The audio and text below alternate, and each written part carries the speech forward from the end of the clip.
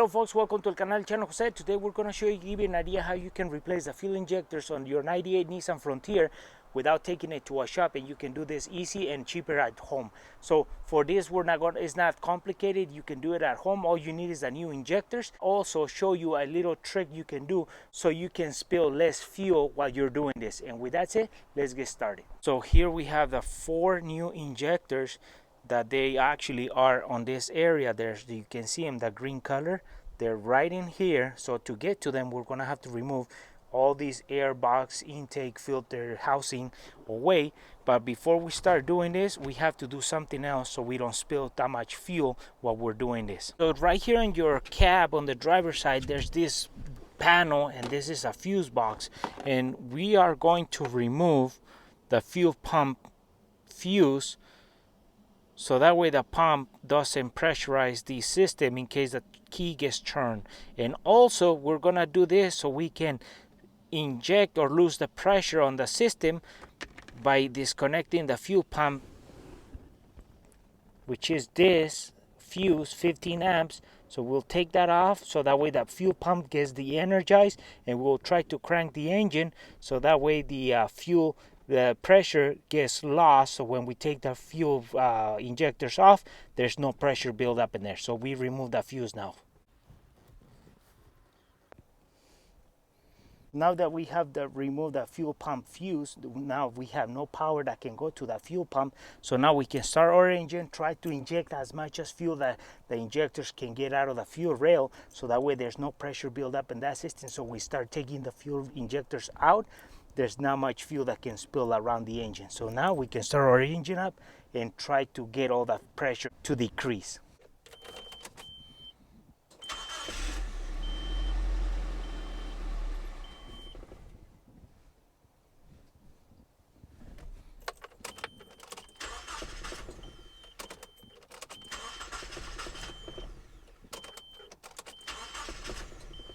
So what we have to do is we have to remove these 2 nuts in the top, and then we have to remove 5 clips around this box. Once we do that, we can remove this top shelf of the filter box and then disconnect it from this duct. So we take that out so we can start exposing the fuel injectors, which this covers the back ones.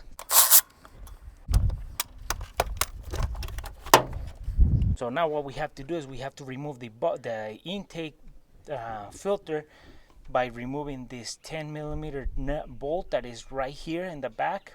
After we remove the top shelf, this one is held down by this, and there's this hose that goes into the valve cover that we need to as well tilt over so we can expose the fuel injectors.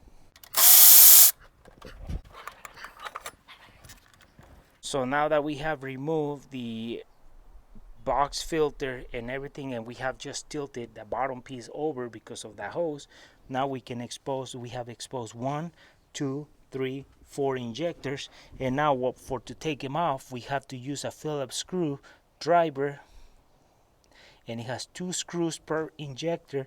And then what we have to do is we have to disconnect the injector first before we start taking off the Phillips screws. So we disconnect the fuel injector, and then we can start taking off the screws, which are Phillips screws. For this, you might want to do a trick, and we're going to show you what you can do, because these been there for a long time, and you don't want to strip these screws and then have a problem. So we'll show you a trick. We can do is we can grab our Phillips screwdriver, put it over the screw just like if we were gonna take it off, and before you start turning it, you want to get something that you can tap the screwdriver into it, like if you were trying to puncture through it slowly, couple taps.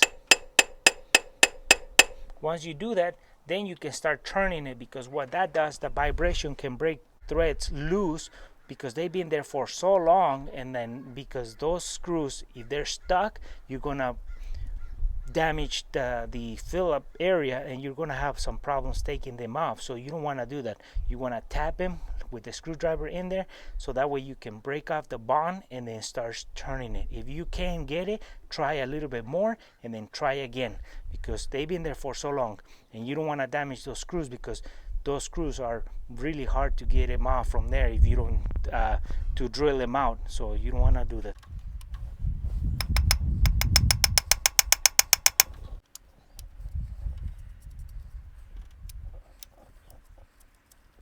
So now that we have verified that those two screws are actually turning, we can disconnect our injector before we take those screws off, so that way the injector is being held in and in place, so we can work this connector off, and then we can take those two screws off and take the cover that holds the injector down, so that way the pressure doesn't pop the injector out. So we do disconnect and we take the injector out.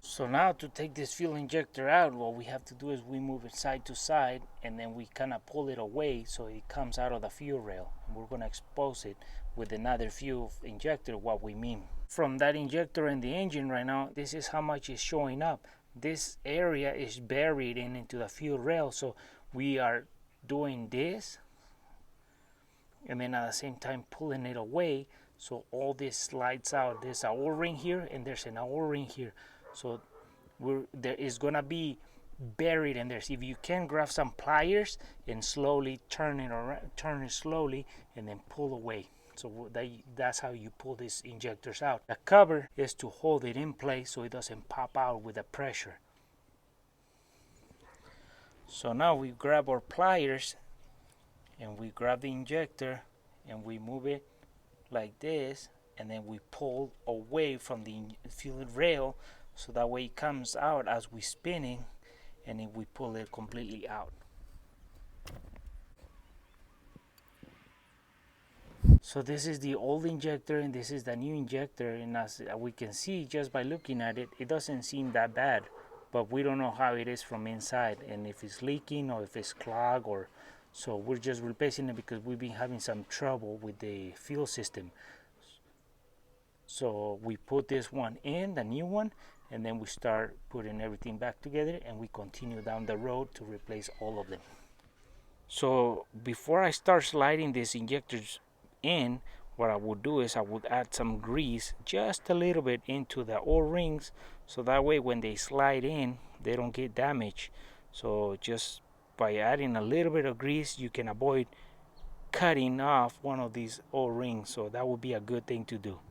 So once you do that, then we can start sliding it into the fuel rail. Now to put the injector in, we get the injector and we get this rubber bushing that goes in like this, and then we get the cap, the rubber piece like that, and then the aluminum cap goes like this, line it up with the hole, and what that does, it keeps the right amount of pressure into the injector once it's tightened down, so it doesn't vibrate or come off or there's a leak. So now it's very important to put that. So we put it on now.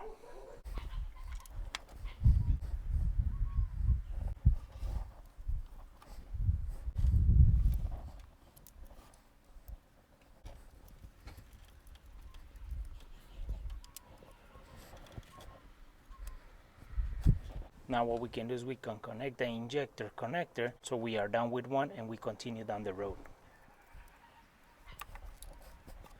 So now that we have replaced one injector, we can replace the other three towards the back of the engine, and that way we had a problem with the injectors. We have fresh, brand new injectors. That way we can go back to drive our truck with no problems.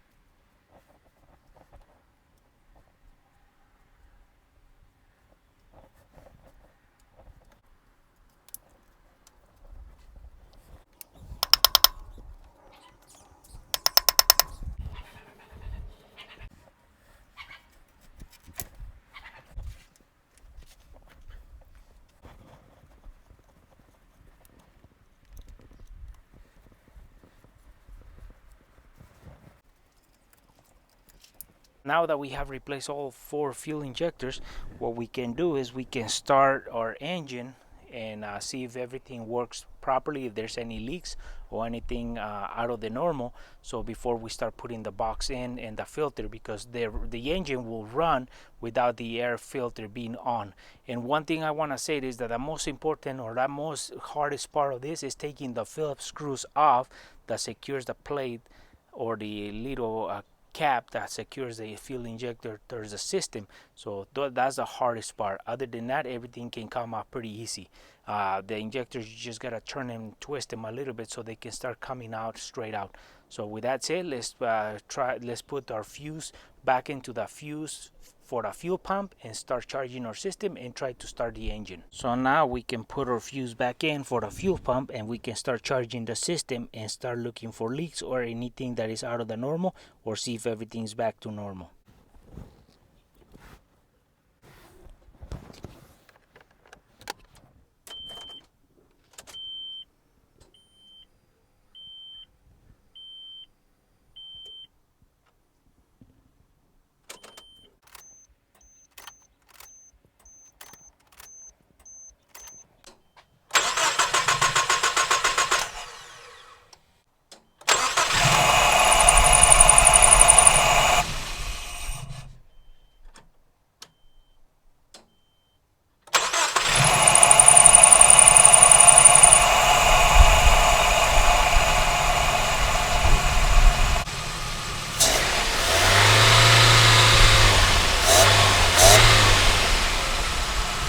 So now that we have verified that there's no fuel leaks and the fuel injectors and the motor struck when the first start, because there was no fuel pressure and then it had to spit on and get rid of all the air from the system. So now that it starts back and forth like normal, we can start putting the air box back on and connect this hose into the intake box so everything's go back to normal.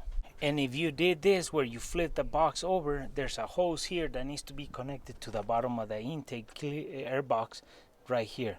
So once you flip it, connect the hose as well, connect it back to where it was.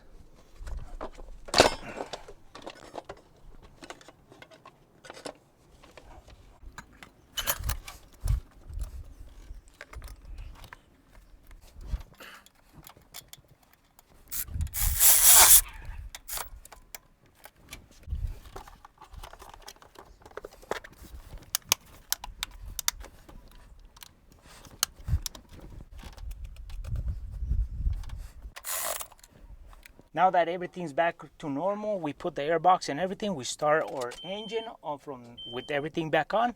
We let the fuel pump to shut off. Once it pressurizes the system, we start our engine. We have a squeaky belt that now we have to take care of, but other than that, everything looks normal. So this completes the replacement of these fuel injectors on this Frontier. And well folks, hopefully this video was useful and helpful, and we give you an idea how you can do this replacement at home without taking it to a shop. And all you need is the right parts. Another thing is also you need to make sure that you don't damage this Phillips screw head, so that when you're taking those Phillips screws out, you can do it by just using the Phillips screw and don't have to use any special tools. Just get the screwdriver, put it on top, tap it, so that vibration helps break that bond between the metals, so that way you can take it off easier, because they've been there for a long time. So that's one thing, that's the most important part of this job. Other than that, just take your time and you can do this job yourself without spending a lot of money. So with that said, for folks who are watching our video, haven't subscribed to our channel, please subscribe. If you like your video, give us a thumbs up, share it, and we'll see you soon with more videos here en el canal El Chano Jose.